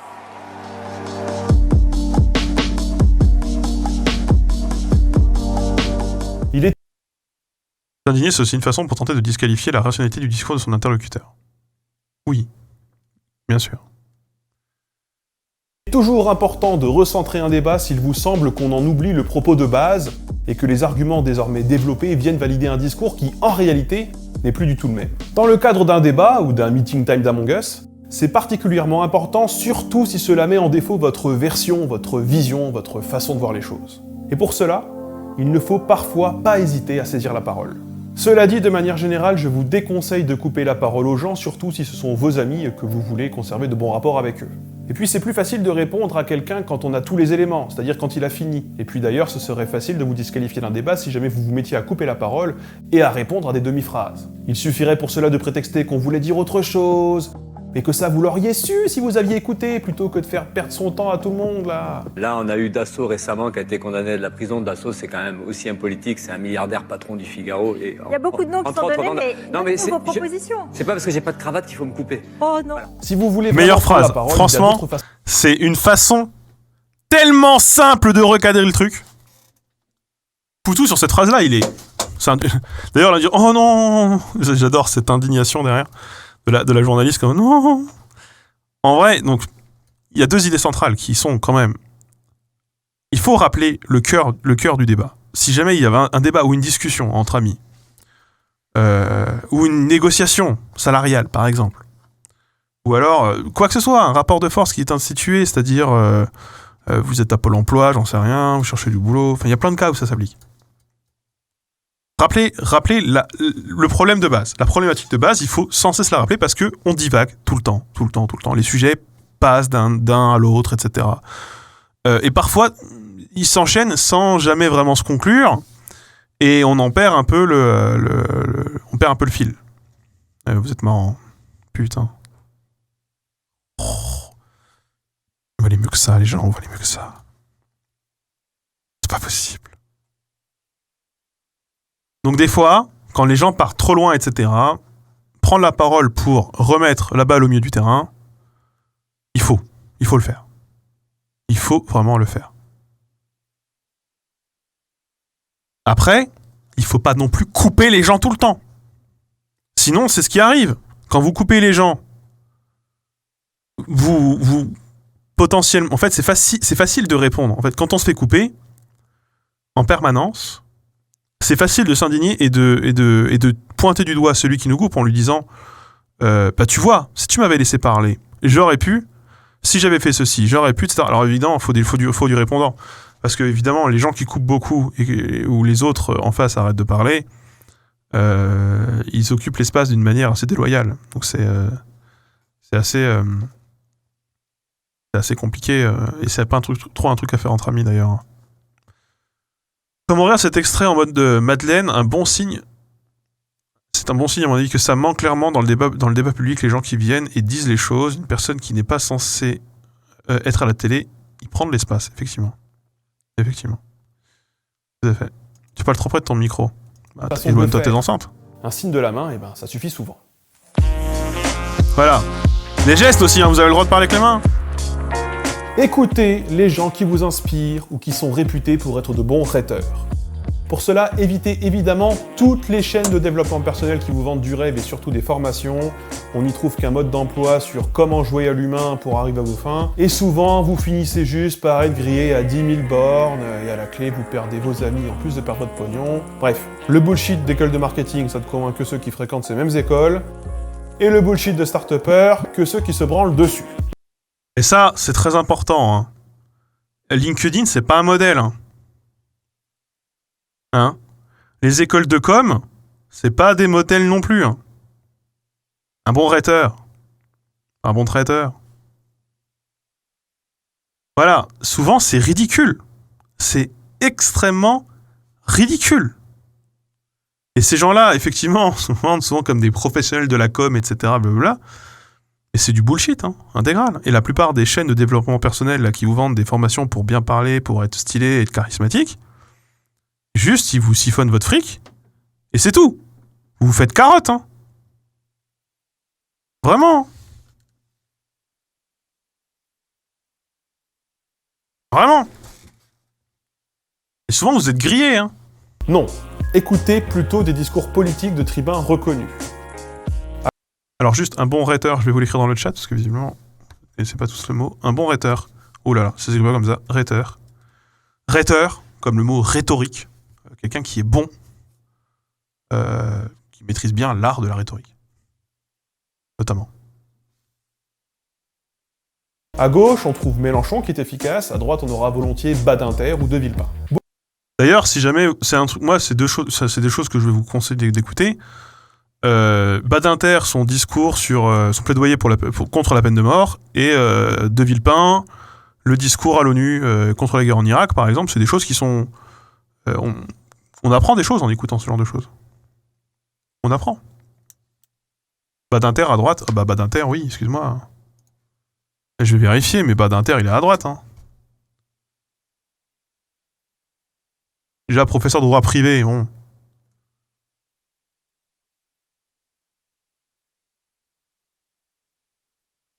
Ah, je vérifie. Ah, il est au PS. Ah, il est au PS. Moi, je l'ai toujours vu comme quelqu'un un peu de droite, pas d'Inter.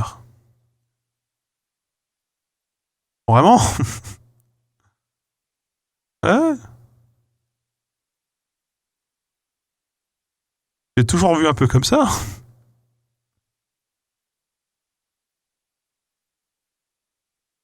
Ouais, je sais pas. Je sais pas, du coup.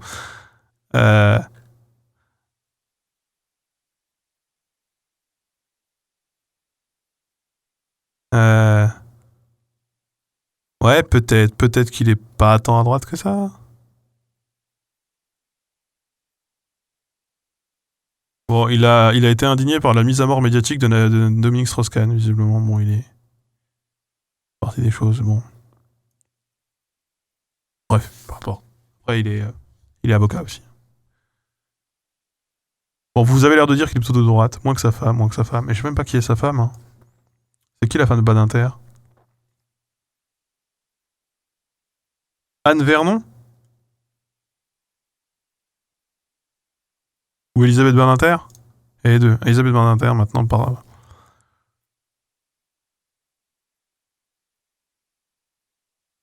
Mais je la connais pas. Je la connais pas du tout. Turboréac. Bon. De toute façon, oui. C'est pas grave. Merci Jérémy pour le 6e mois. On va attendre l'alerte et on va relancer. Qualité illustre. Printemps républicain, d'accord. Beaucoup ont aussi été marqués par le franc-parler de Poutou, qui, quoi qu'on en dise, est efficace et authentique. À côté de Moi, ça, Poutou, j'aime on beaucoup. a Balkany, c'est toute une œuvre, là, le père, le fils, tout le monde triche, tout ça, voilà. Et là, depuis janvier, alors là, c'est le régal. Une campagne super, Fillon, voilà, il est en face de moi.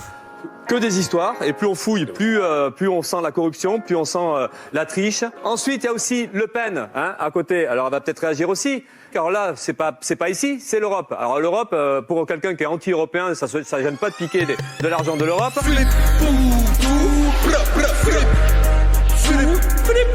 Macron, quant à lui, je le trouve plutôt mauvais. D'où les différentes petites affaires sur ces phrases malheureuses qui blessent plus qu'elles ne convainquent. Sur les dossiers que j'ai, il y a la société GAD. Vous savez, cet abattoir. Oui, oui. Il y a dans cette société une majorité de femmes.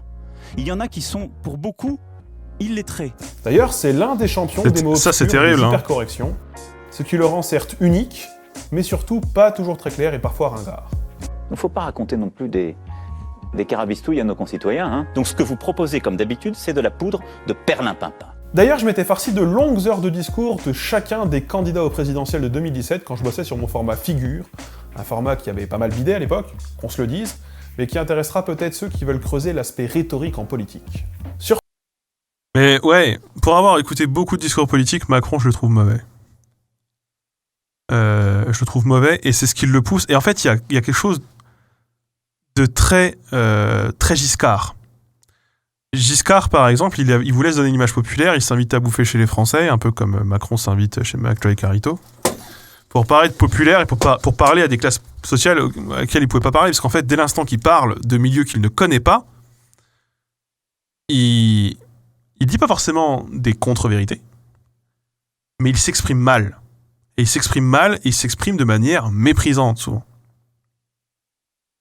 Et ça dit quelque chose, en fait, de son milieu à lui, et ça dit aussi quelque chose de comment il voit les gens, et les gens, souvent, s'indignent. C'est pas un caméléon, en fait. Et Macron, Macron en 2017, et je crois que j'en parle dans mon épisode Figure sur Macron, on en a souvent parlé comme quelqu'un qui parlait bien, et en fait, non, mais je trouve pas qu'il parle bien. Il ne parle pas bien. C'est pas ça qui l'a fait gagner, Macron. Ses discours, ils étaient chiants. Putain, c'était chiant. Hein. Vraiment. Hein. Alors maintenant, il a des nouveaux communicants. Maintenant, il est blindé de communicants en tant que président. Mais dès l'instant qu'il n'a pas de communicants derrière lui et qu'il parle à des gens en mode YOLO, c'est une catastrophe. C'est vraiment une catastrophe. Oui, il y a plein de... Macron, il a enchaîné les petites phrases. C'est quand il fait les blagues sur les quoi ça quand il est à Mayotte. Il fait les illettrés de Gad. Oui, je vivais avec 1000 € par mois quand j'étais machin. Tu traverses la rue, tu trouveras du travail, genre de truc. Ça, c'est à chaque fois, c'est quand il est en mode YOLO et qu'il croise des gens et qu'il doit leur parler. Ça finit jamais bien. Ça finit toujours par indigner les gens en question. Alors que, effectivement, quand il a des communicants, quand il y a des discours qui sont écrits, etc., on est sur autre chose. Aujourd'hui, en tant que président, parce qu'évidemment, il a tout ce qu'il faut. Il a une armée derrière qui le conseille. Et ça change beaucoup de choses. Mais dès l'instant qu'il n'y a personne pour le contrôler et qu'il est confronté à la plèbe, c'est catastrophique. Hein. Sur Twitch aussi, vous trouverez votre compte. Quelques-uns ont la réputation de bien parler, d'être à la fois intéressant et divertissant. Vous trouverez votre bonheur sous cette vidéo dans les commentaires, j'en suis certain. N'hésitez pas à donner vos suggestions d'ailleurs, je suis toujours preneur. Et sinon, évidemment, la musique est aussi une bonne source d'inspiration. Non, je ne pense pas que Macron fasse exprès de... Enfin, il fait pas exprès. Je pense qu'il sent que c'est normal de dire ça. Il doit probablement se dire, c'est ok. Je suis pas forcément le mieux placé pour en parler, mais là encore, direction les commentaires, il y aura de quoi faire. Et encore une fois, juste parce que Macron, le premier conseil dont je parle, c'est d'essayer de parler aux gens comme il... Enfin non, c'est le deuxième conseil, de parler un peu aux gens comme il parle, tout simplement. C'est essayer d'adapter aussi son discours à son auditoire. C'est un truc qu'il ne fait jamais. Il ne le fait jamais. Qu'il vienne me chercher, ouais, c'était fou, ça. Parler sur de la musique, cela donne un rythme et cela aide à savoir poser des silences, savoir quand augmenter le débit ou le ralentir. parler plus fort ou non. Et le type de musique peut aussi aider à trouver le lexique adéquat en posant une ambiance particulière. Cet exercice, je m'y adonne plusieurs fois le mardi durant mes streams RP. En fonction de ce qu'il se passe en jeu, j'improvise des discours sur une musique qui permet de... Ça, vous connaissez, c'est le mardi. Hein. La connaître permet d'anticiper ses envolées lyriques et de savoir quand s'arrêter. Nous partons à la conquête de l'Irlande. Nous y sommes contraints, mais pas une guerre que nous faisons comme ça par plaisir. Essayez donc chez vous, vous verrez. Et vraiment, c'est un vrai truc. Et ça, je m'en suis rendu compte en faisant ça. Quand j'ai les discours, j'improvise les discours le mardi, où je sais que la musique va durer 3 minutes et que je suis loin de l'ordi, je vais attendre la fin de la musique avant de me rasseoir, et si j'ai rien à dire, je vais essayer de trouver quelque chose à dire, et donc je vais essayer de me caler sur le rythme de la musique, ce qui va me permettre d'occuper plus de temps, de maîtriser les silences, exactement, et de plus facilement broder, en fait. Hein.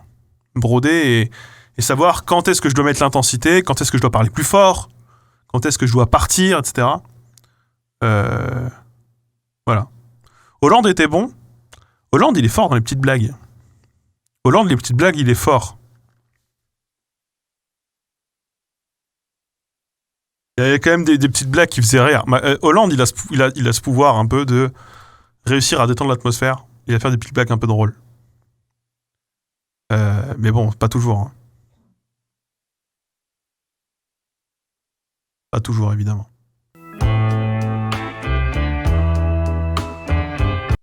Tu parles d'exemples chez les streamers. En fait, il y a des streamers que vous suivez, peut-être, en fait, qui sont bons, qui sont posés, qui ont une façon de parler que vous aimez bien, que même des fois vous calquez sans faire exprès, et qui ne vous ennuient jamais. Ben, c'est probablement un bon signe qu'il faut les écouter et essayer de s'en inspirer. Tout simplement. Le charisme ne joue pas aussi pour beaucoup. Oui, mais c'est un peu lié, malgré tout. Le film, il est de retour. C'est un conseil qui vaut dans la vie plutôt que dans un débat ponctuel, mais si jamais vous sentez que vous allez dans une direction qui trahit vos principes ou votre honnêteté intellectuelle, peut-être faut-il le reconnaître et trouver mieux.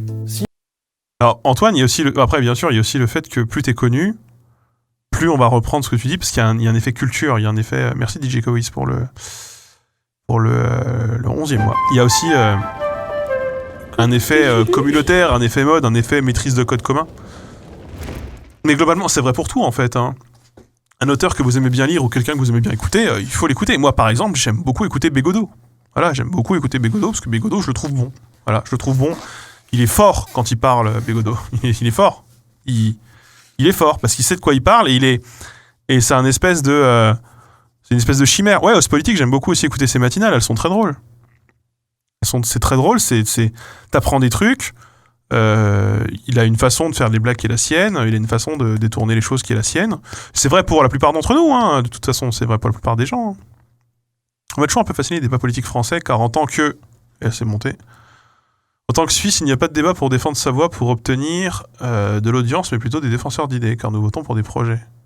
Dit comme ça, la différence peut paraître faible, mais en réalité, les débats sont très différents et on remarque tout de suite les personnes qui parlent pour leur carrière. Oui, ben, après nous on les remarque aussi. Hein. Si les gens qui persistent dans l'erreur peuvent paraître stylés quand on ne le voit pas, souvent l'artifice est de courte durée. Et puis quand vous êtes catalogué comme quelqu'un qui cherche à avoir raison en dépit du bon sens, et ben même quand vous aurez raison pour de bonnes raisons, on sera moins prêt à vous écouter. Globalement, éviter de mentir et annoncer ses biais est, je crois, le meilleur moyen d'être droit dans ses bottes, cohérent avec soi-même et juste avec les autres. Bien sûr, c'est un mode de vie difficile, hein, si vous vendez des apparts, si vous vendez des prêts étudiants ou des organes vitaux sur le marché noir, mais on gagnerait tous, je crois, à opter pour cette stratégie. En gros, moi je veux croire qu'être honnête, ça ne peut que rendre service. Voilà. Et donc, du coup, reconnaître ses erreurs. Je pense que les gens qui reconnaissent leurs erreurs et qui reconnaissent quand ils ont tort sont des gens avec lesquels il est plus facile d'être d'accord, en fait. Tout simplement. Ospolitique, c'est Cotentin, oui.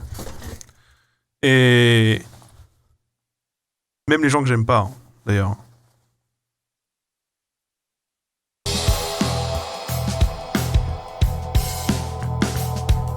Rappelez les faits en permanence, les gens ont tendance à les oublier. Et basez vos avis sur cela si vous pouvez, lorsqu'ils sont solides évidemment. Et lorsque vous changez d'avis, essayez de vous souvenir ce qui a motivé ce changement. Être cohérent dans le temps, c'est un truc qui me tient cher. Pour cela, Ça me fait rire, cette phrase n'a aucun sens. C'est un truc qui me tient cher, ça ne veut rien dire. Souvenez-vous d'où vous venez, des gens qui vous ont aidé, et confrontez vos principes avec vos actions. Je crois, peut-être naïvement d'ailleurs, que cela permet pas mal d'éviter une partie de la corruption et des influences qui nous poussent parfois à trahir ce qu'on défendait autrefois. Que dirait le moi-même d'il y a 2 ans face à cet avis, cette décision, cette action? Cela vous aidera à comprendre aussi pourquoi vous défendez telle cause ou tel point de vue. Et ça vous évitera peut-être de vous faire aspirer par votre milieu sans vous en rendre compte, ou de devenir une girouette car les gens n'aiment pas les girouettes. Par ailleurs, la bataille idéologique n'est jamais gagnée ni perdue. Relancez des conversations avec vos amis sur des sujets où vous pensez être unanimement d'accord, et vous pourrez révéler que la situation a changé, et qu'un petit rappel, ça ne fait pas de mal. Ce conseil, évidemment, il s'accompagne d'un autre dont j'ai déjà parlé. Si vous avez tort, c'est pas grave, reconnaissez-le. Vous n'aviez pas tous les éléments. Si les faits qu'on vous rapporte sont plus solides que ceux sur lesquels vous basez vos avis, prenez-les en compte, même si ça fait mal. Parce que le discernement, c'est important. Et si vous cherchez de la constance, pour autant, on évolue, et c'est bien normal. Donc en gros, moi ça c'est un principe dans ma vie. Hein. C'est un principe de ma vie, évidemment. C'est qu'il faut toujours être cohérent soi-même. Essayer de regarder au loin et se dire, mes principes c'est ça. Qu'est-ce que je suis en train de faire? Est-ce que je suis pas en train de les trahir? Qu'est-ce que dirait le moi-même d'il y a 3 ans face à cette situation? Alors peut-être qu'il dirait, t'as changé d'avis, mais pour les bonnes raisons, mais peut-être qu'il dirait, mais qu'est-ce que tu branles? Qu'est-ce que t'es devenu? Et c'est très con. Mais je pense, quand je regarde, il y a plein de gens, pareil, Marlène Schiappa. Voilà, bon, le point Marlène Schiappa était atteint. Je me demande si Marlène Schiappa se pose ces questions, par exemple. Marlène Schiappa, elle est arrivée dans le gouvernement pour défendre le droit des femmes, dans un gouvernement qui était ni de droite ni de gauche, progressiste, vendu comme progressiste, et qui promettait un ministère plein aux droits des femmes. Et aujourd'hui, elle dit qu'Europe Écologie Les Verts font de l'islamisme radical. Et elle défend Darmanin, qui est un violeur. Est-ce qu'elle se dit elle-même, est-ce qu'elle se regarde dans le miroir et elle se dit, putain, mais qu'est-ce qu'aurait pensé le moi d'il y a 3 ans ou il y a 4 ans face à quelqu'un comme moi aujourd'hui qui aurait eu ces actes et cette démarche en fait. Attention alerte bits.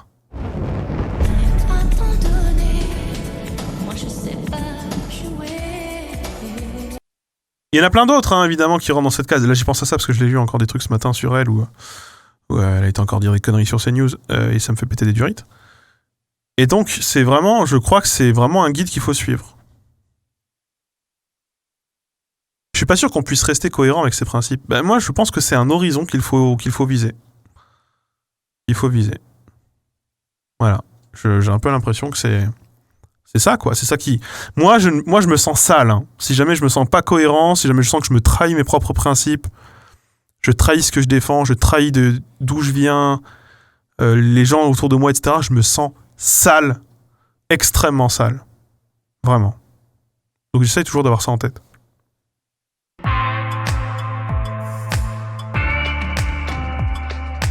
Vous avez le droit de refuser un débat, refuser de parler d'un sujet, refuser de poursuivre une discussion si elle ne mène nulle part. On ne fait pas boire un âne qui n'a pas soif.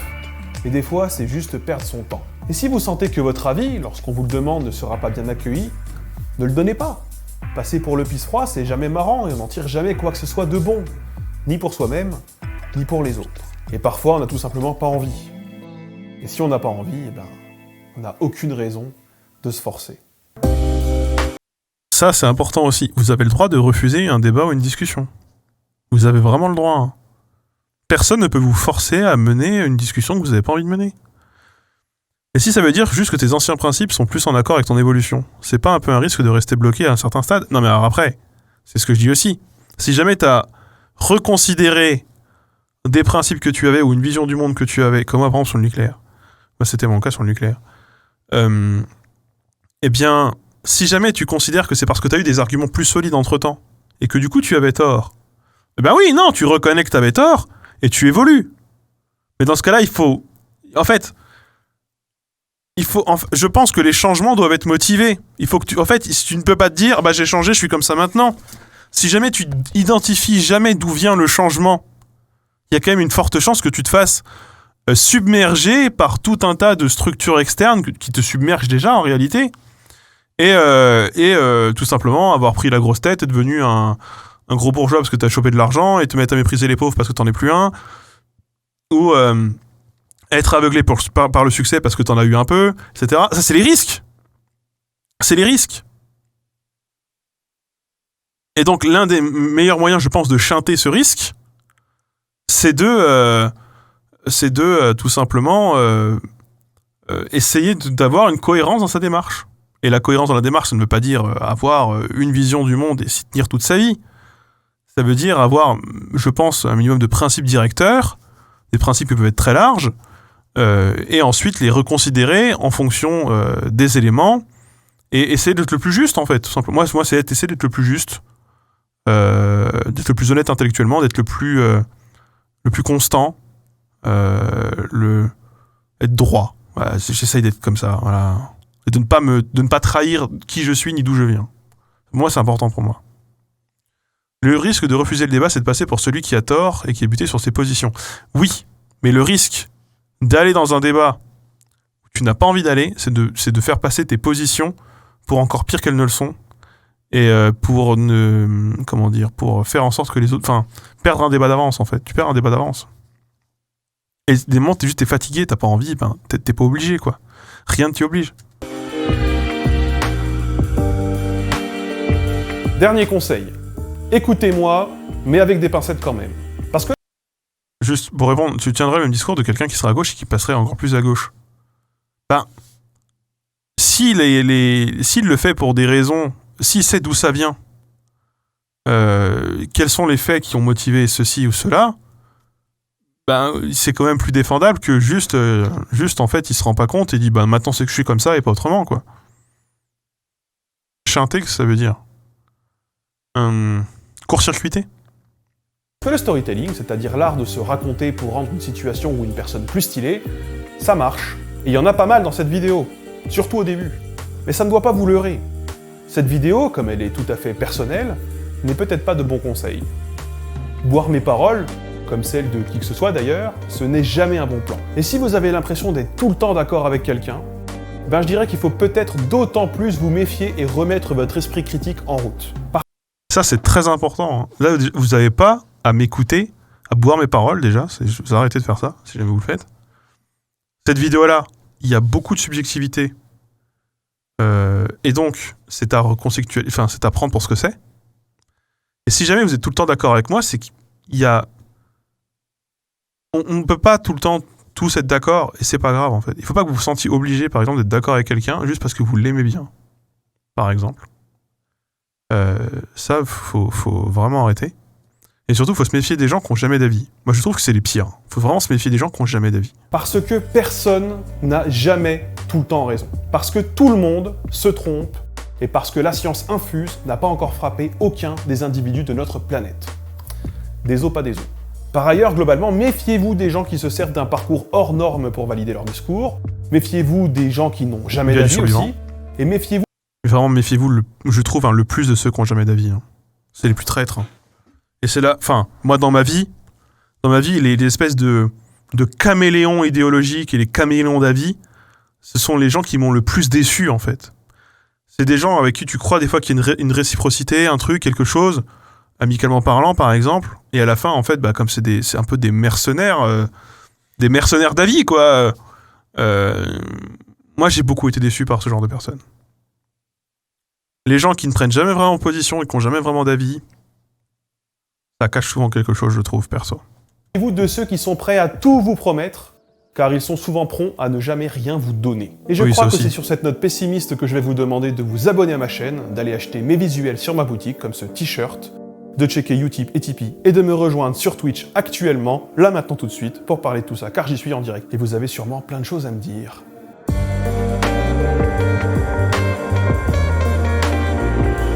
Donc le montage, c'est monsieur Akaglooms que vous pourrez remercier.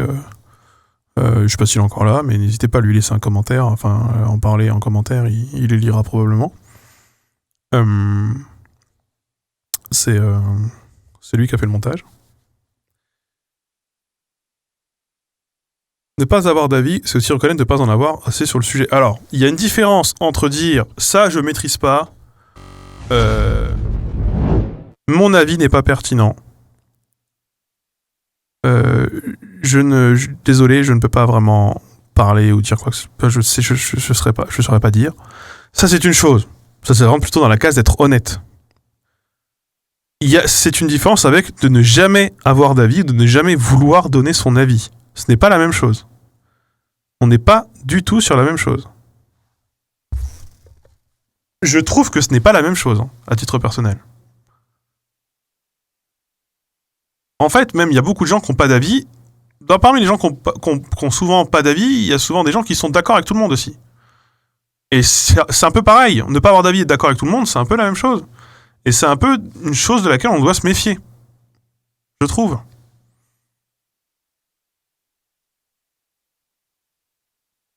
Tu défendais, approuvais l'homme de paille. Non, je ne le défends pas et je ne l'approuve pas. Je dis juste que ça existe. Et c'est les façons... Et d'ailleurs, je le dis, il y a des façons qui sont vraiment pas nobles et qu'on est à un bon stade de connardise.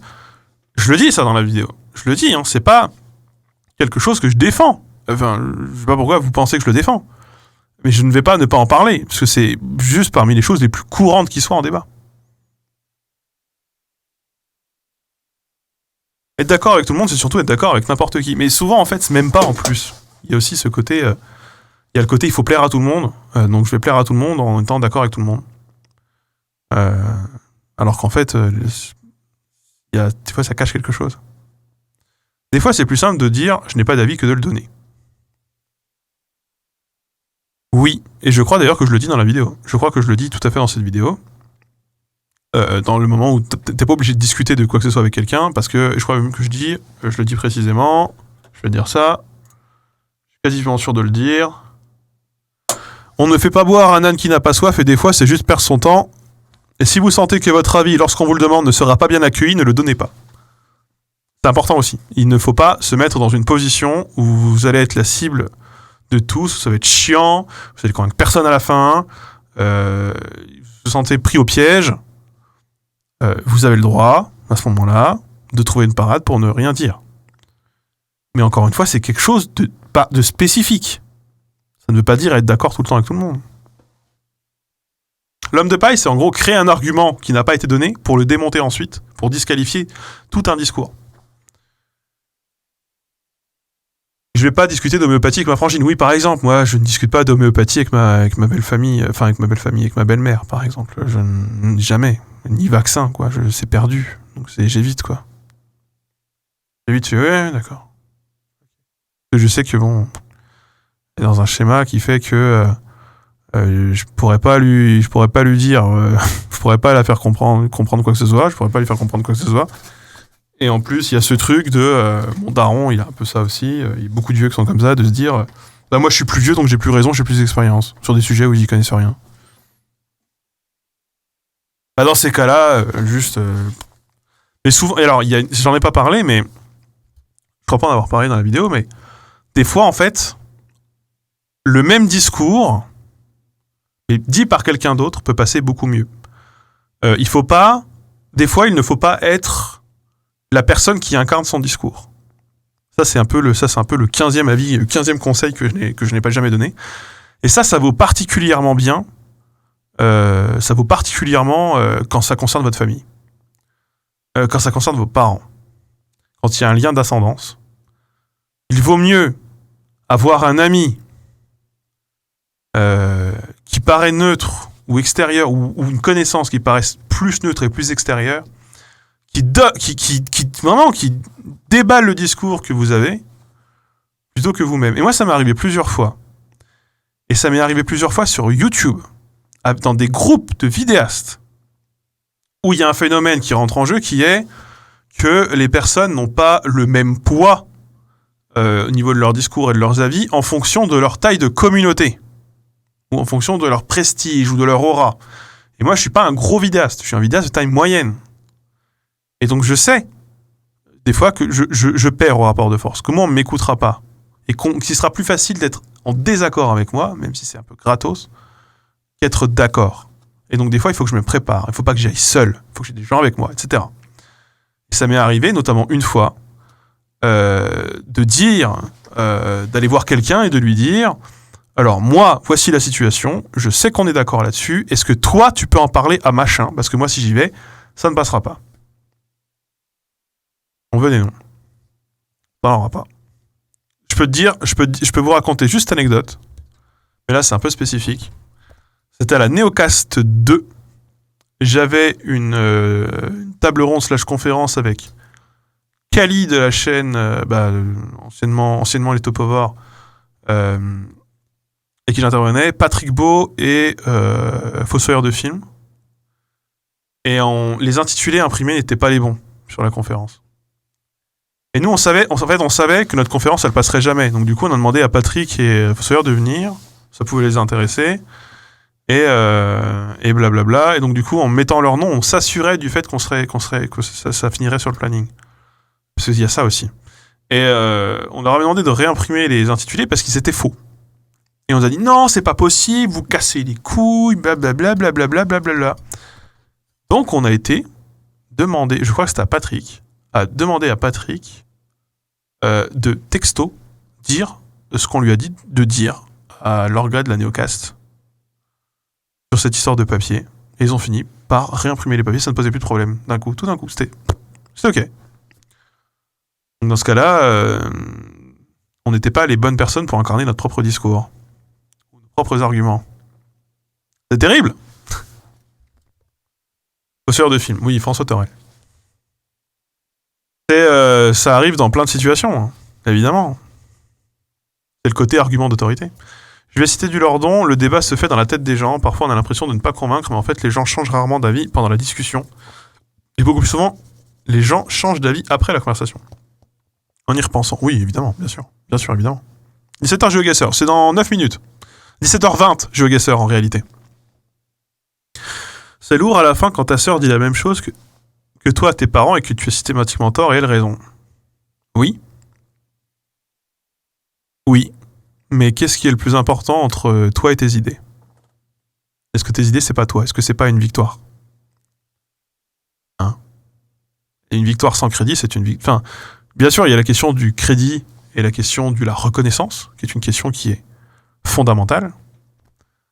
Pour autant, est-ce que, moi, pour mes parents, le plus important, c'est de garder un lien social existant et pas trop clivant. Et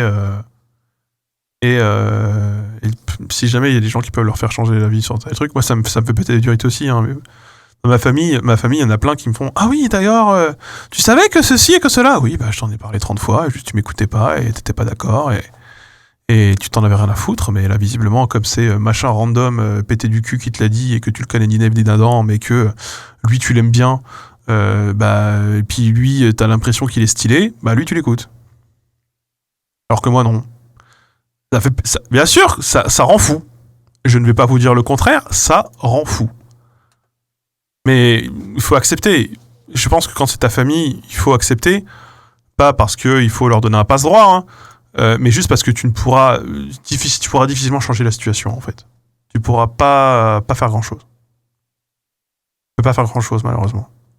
C'est un cas spécifique où, pour beaucoup de parents, ça leur coûte de dire qu'ils ont tort et que leur enfant a raison. Ça leur coûte beaucoup, pour beaucoup. Hein.